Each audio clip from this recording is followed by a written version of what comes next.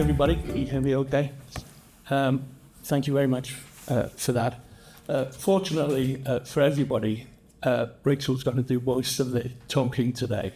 I just want to spend a couple of minutes to explain how and why the project that we became involved in started. But first I wanted to reassure you that we're not here to kind of sell you a service. What we're really wanting to talk about is a standard, a way of doing things. So when I first started to write something on this, I had a lot of guff about witness memories, how recollections can be changed, and the common trope that witness accounts are somehow inherently unreliable. I don't think that's really, well, it's not something we're going to talk about today. You'll be relieved to hear. So the nub of what I want to talk about is this. As an investigator / interviewer, I see my role as somebody who's trying to obtain the most complete, accurate, reliable, and coherent account from the witnesses that I interview. So how can I achieve that when the people that I speak to, the people I interview, are suffering the effects of perhaps a traumatic event, who are highly stressed at the time of interview and have difficulty engaging in the process, difficulty to recall things, difficulty in focusing on the entire process. So in our industry, the baseline that we have in terms of investigation is not particularly high. If you wanted to get source information about how to interview in marine, we've got the Mariner's Guide to Collecting Evidence, which is a very, very good source of information. I've recommended that to seafarers I interviewed at the weekend, but it's got about a page and a half on interviewing. Even the MAFE, the Forum for the International Flag State Investigators Forum, has got a massive amount of material on investigations, but very, very little on the process of investigating and interviewing witnesses. You can go on training courses and learn things like the PEACE model, the model that was adopted by the UK police forces from the 1990s onwards. But I'm not sure there's many people who are engaged in interviewing seafarer witnesses actually have any kind of formal training. So for the untrained, guidance is a bit patchy. Rapport is always on the bingo card. You have to establish rapport. And I might have an experiment with some of you tonight if we can establish rapport over 30 minutes of refreshments. But at the end of it, you're not going to give me your PIN numbers. Rapport is only a stepping stone to what we really want, which is trust and confidence. And that's two sides of the equation, where I need, as an investigator, to give confidence to the interviewee, to the witness, in order for them to give me their trust. So when seafarers are highly stressed or they're experiencing the effects of a traumatic event at the time of the interview, it adds another dimension to the task of obtaining accounts that are complete, accurate, reliable, coherent as possible. To keep it short, I'll just call it best possible accounts from now on. So if you've got any deficiencies in standard interviewing processes, that's just going to be magnified when you've got people in those situations. Looking back over the years, have I been unable to obtain those best possible accounts, even though I've known there's more information to get? Well, absolutely. Have I hurt people when I've interviewed them? Maybe even re-traumatized them during the course of an interview? Definitely. Have I impeded somebody's recovery after an incident and getting back to normal functioning? very likely. So as an industry, we tend to comfort ourselves with kind of generalizations about what we refer to as critical incident stress. And we say, yeah, they'll be fine in a few weeks. And as Rachel will tell you, well, and Penny, very often they are, but sometimes they're not. Take a witness who 6 months after an event can hardly hold the prepared statement because their hands are shaking so much. And we never talk about all those unpleasant sensations that people get, the shame, embarrassment, rage, sadness. Imagine you're the master of a burning tanker, the sea is on fire. And I'm not talking about anything recent here. You look down from the bridge wing and the ship's crowd are assembled on the boat deck, but the lifeboat's being swung out. Everybody's frightened. Some of the officers are angry and frightened, and they shout out abuse to the master up on the bridge wing. And a few minutes later, some of those people are dead. Imagine being in the situation of that master where there's never going to be a chance to explain. There's never going to be a chance for those people to take back what they said. I'm not trying to kind of out-horror anybody here. You've all experienced or become aware of similar or worse situations. But the issue is, how do you engage with somebody in that situation?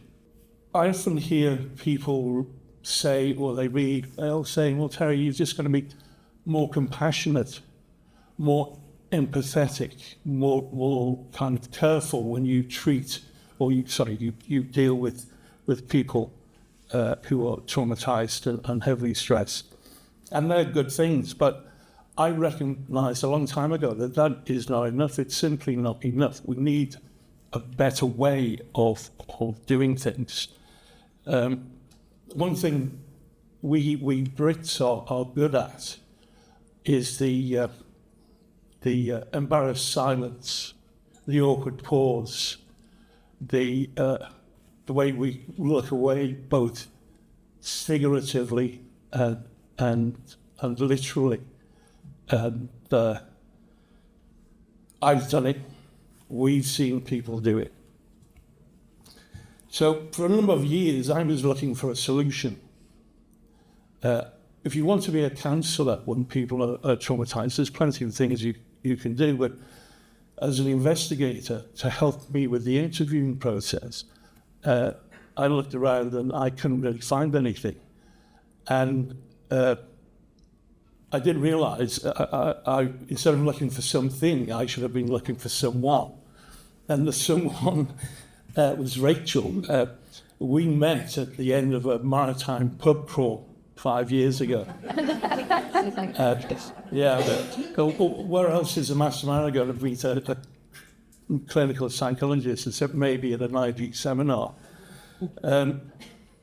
So, based on our shared interest, we started working together in the beginning of 2020, before the pandemic struck. And out of that came Recall Recover, our Recall Recover project. So to tell you more about that, and to tell you how the United Nations makes an entrance in our story, let me hand you over to Dr. Rachel. So thank you, Terry, for that. And yes, it is all true. It was the Christmas hostelry tour of the Propeller Club in Liverpool, which is responsible for everything I'm about to say. So yes, I'm Rachel. I'm really pleased to be here. Thank you ever so much for inviting us to be part of this event. And also thank you very much as well as individuals for being interested and being proponents and for the importance of considering mental health. Each and every one of you will be playing a part, which is hopefully moving the sector towards something better. So it's my delight and pleasure to be able to take you briefly through those early conversations that we had following that legendary Christmas hostelry tour, which led to the development of this trauma-informed approach. So first of all, I'll just be introducing you or reminding you of that human response to stress that I'm sure we're all familiar with at various points of our days, if not our lives. And those kind of underpin our first discussions that me and Terry had. And how this kind of leads to two particular challenges for the marine investigation. And then what our response to that, what our solutions have been to those particular challenges in the form of a trauma-informed model of investigative interviewing, which sits alongside and within our crew wellbeing continuum. And then I believe there's going to be time for questions and discussion afterwards, and also just to share some ideas about perhaps where we're seeing the future for us. So in those early conversations, Terry and I talked about his concerns and also the neurobiology that's likely to be underpinning those observations. And many of us are familiar with this human stress response. You know, if there's a sudden, unpredicted and quite frightening event, then the brain will pick that up. And it has a number of kind of off-the-shelf kind of modes it can draw upon. The fight or flight, everyone's sort of heard of, that's a familiar sort of idea. Freeze, flop and fawn. And on all of those different modes have implications for our various systems.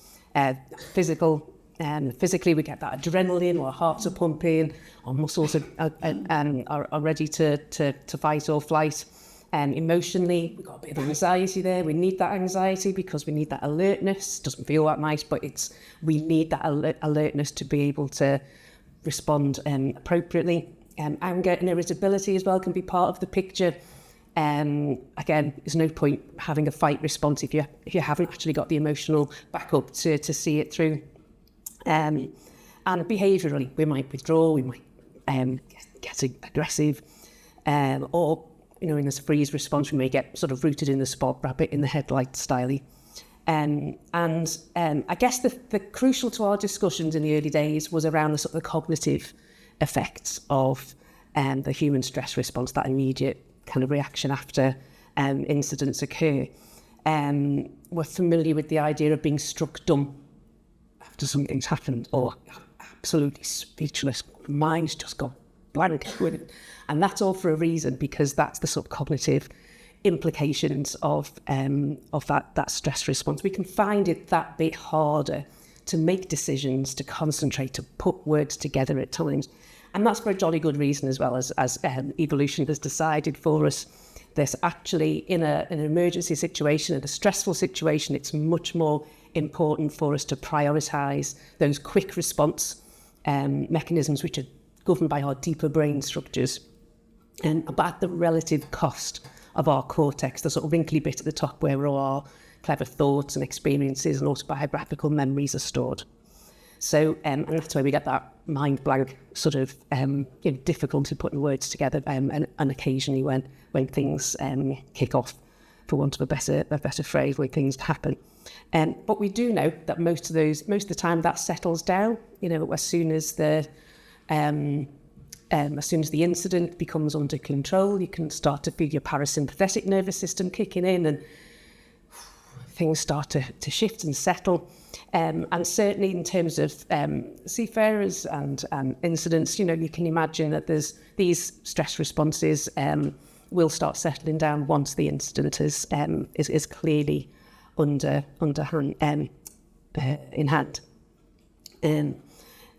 However, but for a marine investigation process, and you'll know that you need to get on board as soon as, it's very much time is the issue, getting that early data before memories start to degrade or start to get contaminated by other people's memories. It has to be quick. And so by the time the investigative teams are getting on board, and obviously this is my conversations with Terry, who is explaining all this to me, that some seafarers may well still be experiencing high level of stress with all of those different implications, the physical, cognitive, emotional, behavioural stuff along the way. And also, as Terry brought me to understand, the reality for seafarers during this post-incident period is that the threats are not always over. The threats keep coming. Worry about the interview process itself and the outcome criminalisation and incarceration, losing your job, the risk of having to reveal some data, some information that could point the way to a colleague, and the sort of moral injuries, the real pressure under those circumstances. On top of what the thing has just, on top of the stress of the thing that's just happened. So people may well have lost a colleague, they may still don't know where everybody is, they may be watching all their vessel go down, they may have been, sustained or observed a personal injury. So there's all kinds of different layers of stress going on here. And so what we're concerned about is obviously the idea that the investigation itself could reactivate these stresses. And as Terry was saying, so the idea of re-traumatising someone who's so recently been through something really quite awful. And also sort of contrary to popular myth and legend, seafarers are human and just as human as anybody else, and are prone and exposed to circumstances which can feel detrimental to their well-being. So just a little bit of data around that. A couple of years back, Alandia and myself with a different hat on, we did a survey of a trauma at sea amongst their members, their customers, and we did a survey online as well. These are just a couple of questions we asked at the time. Have you had an incident on board which was stressful, shocking or frightening? 50% said yes. It was nice that the other 50% stayed around for the rest of the survey to give us their data as well, give us their impressions of these issues. And did the way you feel after the incident affect your job performance? Did you feel it was detrimental? 18% said no. So there's only 18% of people who said it was business as usual, crack on.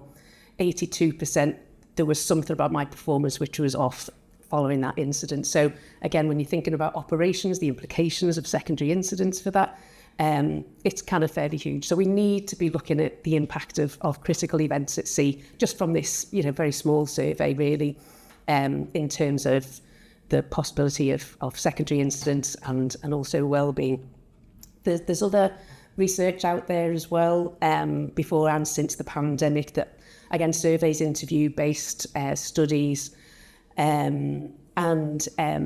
there's high incidence from those people who have experienced these incidents. There are high levels reported of intrusive symptoms. So by intrusive symptoms, what we mean are those things that sort of intrude when you think about something that you didn't intend to. So if it includes things like nightmares, can be flashbacks, intrusive memories, thinking about things because of a conversation you've just had, or perhaps a part of the vessel you've just visited. So that's quite impactful. That's a clinic. We'd look out for that in our clinical work as well. And yet, so there's it's there are this information it needs to be added to. There's still not enough data, still not enough really robust studies really on the impact of incidents at sea. We certainly need more psychometric measurements going out there just to see what we're dealing with. But it all points in the one direction, that critical incidents at sea happen and they are impactful to well-being and to operations. So back to those twin challenges, we obviously need to be concerned with the accuracy and reliability of information that's coming out after these incidents, given the human responses to stress and the context that it's operating in. And because we know that it can interrupt that information that's coming out, and also that potential for harm as well. If there is data to say that by asking someone to go over in detail something dreadful that's really just happened to them, you're encouraging them to remember stuff that they would have otherwise very usefully forgotten, or perhaps faded into the background. And so there is an issue there about the possibility that investigative interviews can do harm. So what do? We wanted a trauma-informed approach that was going to be able to point us towards a solution. So just quick definitions of trauma. There's loads about, but this is one that I've sort of landed on really. It's an series of events or set of circumstances that is experienced by an individual as physically or emotionally harmful or life-threatening. And it can have lasting adverse effects on the individual's functioning and mental health. physical, social and emotional, spiritual well-being.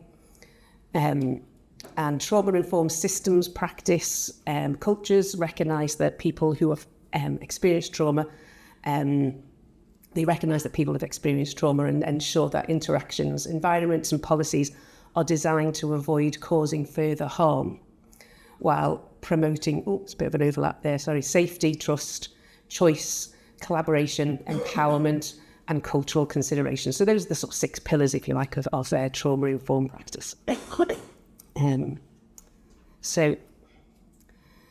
this is what we wanted to create. We wanted to create trauma-informed marine investigation that was able to create those best conditions to reduce the stress responses and achieve the best evidence, and to get people back on their feet doing their thing as soon as possible for the benefit of themselves, their crew, their ship, all the stakeholders.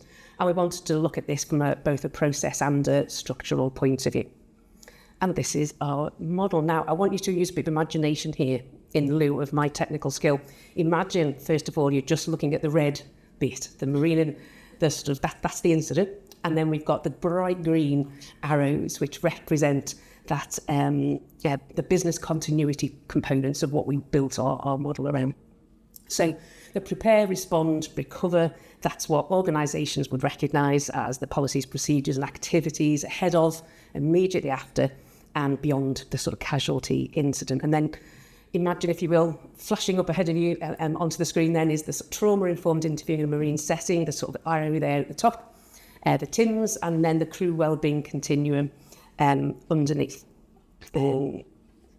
So that's what we're looking at. So first of all, we'll look at the TIMS, the actual interview process itself. I guess what we're looking for is is being able to keep people in the best sort of frame of mind that they'll be able to contribute and engage in what the interview is going to be asking of them. And this is the window of tolerance, which I thought was really good in helping us, from a visual point of view, understand what we're aiming for. And this was Dan Siegel, 1999.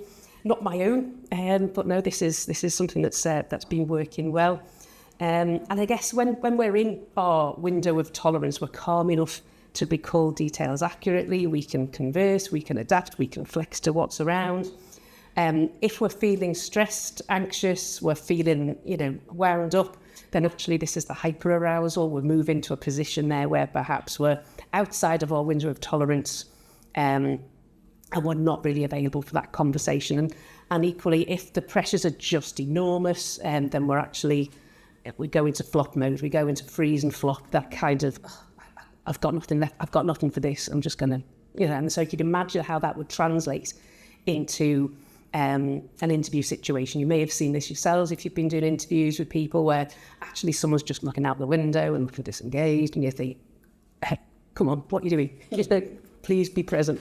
But actually there might be that somebody is somewhere outside of their window of tolerance. So we wanted to make sure that whatever we did was going to expand that window of tolerance. And so when me and Terry began our work, he was already obviously an expert in the crafts and science of interviewing people. He'd done the training that was out there.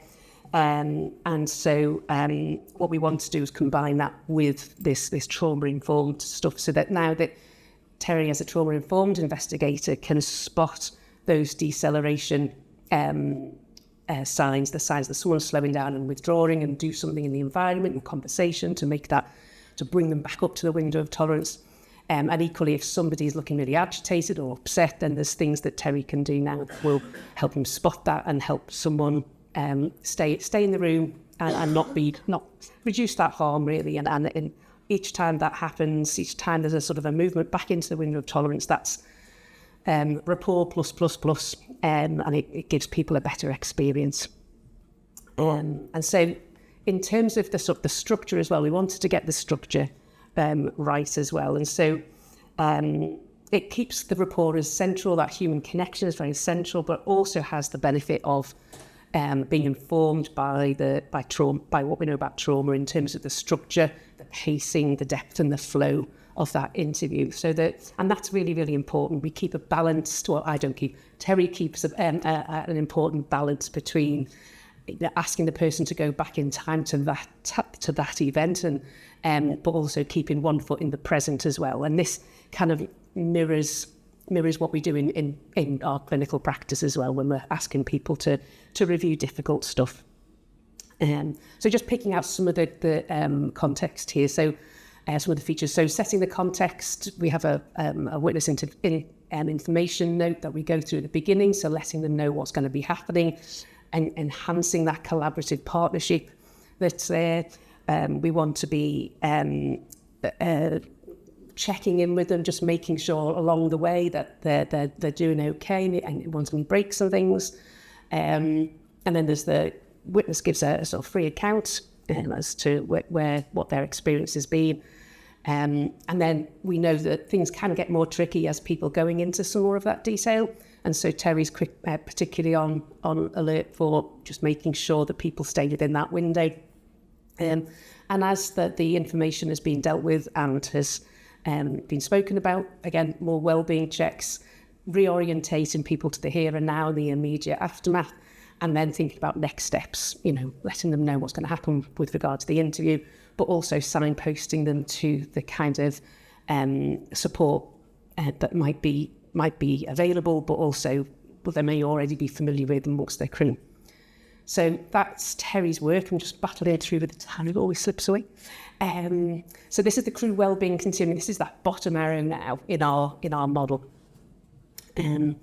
And there's a lot of words on here, but essentially if we're picking up on that prevent, plan and prepare bit, the things that organisations can do ahead of any incident, that builds resilience, that reduces stigma, that identifies and reduces and mitigates that psychological risk. It would be dead great if we could have psychological risks in our safety management systems, just and making that a sort of a part of what people are concerned about. And so, identifying the risk, identifying exposed roles, all of those things that, the mental well-being, protection and training, trauma-informed education, perhaps as well. And then after the event, it's important to look at the immediate responses, post-incident proactive responses. Psychological first aid isn't equivalent to parachuting in a load of, sort of mental health experts and with all our sort of, extensive toolkits. It's actually just being making sure that there's a human response, that it's structured, that people have education about what those ordinary responses are, the fact that you can reassure people that this will be short-lived. These are the ways that you can help that process along, and equally have a sort of pathway, sort of stepped care, if you like, or continuum of care that points people towards stuff that they're going to need if they find themselves still struggling in a wee while. Assessment of fitness before interviews, and keeping that monitoring going as well, because we know that people can respond with difficulties somewhere down the line. And recover, again, just making sure that we're not just like, this isn't just a one-hit wonder, that, the response only happens for a short period of time. It's important for us all, for companies, to online, onboard management to be looking out for any further needs that are coming up. We can get, involved in the important things about getting people back to work, and EMDR. Anybody heard of EMDR? Please say yes. Yay! Excellent. I love EMDR. It's great. But it's one of my. It's a really great sort of trauma-informed, so is CBT as well. Trauma-informed way of helping people post-incident or post-difficult circumstances. So these are the benefits of the trauma-informed approaches we can see. Again, hopefully these will be available, these slides will be available for people to go over. But essentially it delivers more complete and accurate, reliable information, actively support crew wellbeing. So it's not compromised. You don't have to either play good cop or bad cop and with the data somewhere in the middle. You get better data by being somebody that's compassionate and aware of the events and the reactions to them. There's lower claims exposure as well by doing the right things at the right time and not too much at the right time. You're going to be lessening your exposure to claims in the future. And these are the kind of things. I'm a bit off centre. So these are the kinds of things that we're seeing as the essential tools to a marine investigation that's trauma informed. having this underpinning of the principles underpinning the trauma-informed approach. I had a whistle-stop tour just now. Having a trauma-informed model, yes, we've got the TIMS.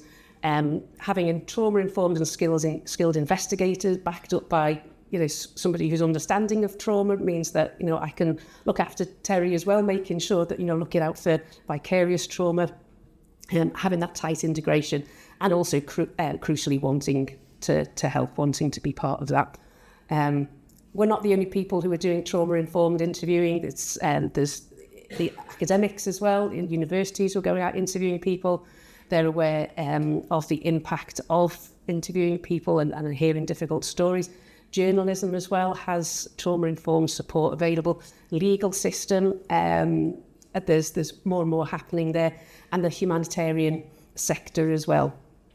And what is being made more aware is that secondary trauma, is that if you're in a position of reviewing and hearing and looking at photographs, looking at stories of people in distress and being exposed to that, then it's really important to look after yourselves in that way, because you're not a bottomless vessel, and as humans, we all respond to that. Now, to our delight, we found, this is the United Nations bit, Terry was building our part really. There was an investigation guide. So this came out a year and a bit after we started our work, but we found it was properly validating this. So they produced, again with a tight collaboration, I'll let you see that as well as I can see it, a tight collaboration between their investigative team and their mental health team at Stanford University. And they produced this field guide to support those investigators who were talking to folks in Iraq after the incidents and atrocities that have been committed by Daesh. And this basically sort of mirrored, it kind of mirrored what we found, and it has very much the central values and key issues that we'd highlighted. One thing that stuck out to us was this particular phrase: acknowledging and responding effectively to the potentially debilitating impact of trauma is vital to protect seafarers from being survivors, from being needlessly traumatised by the retelling of the most terrifying experiences of their lives, but also to ensure that those experiences are acknowledged, appropriately recorded fully, and ultimately presented effectively in a court of law. So it's about the people, it's about the evidence. And this is our little motto from Recall, Recover. We summarise that: supported people, better evidence. We're finding this is the case. So yeah, thank you very much. So that's us. And one more thing. We're looking at ways of expanding this and bringing this out, to making this more available. So if anybody would like to talk to us about that, that would be grand. We've not included any case studies in this because I know we're going to be on YouTube shortly. So out of respect for those folks that we've worked with, we've not included that. But if anybody wants to talk to us about our work, please do. Sorry.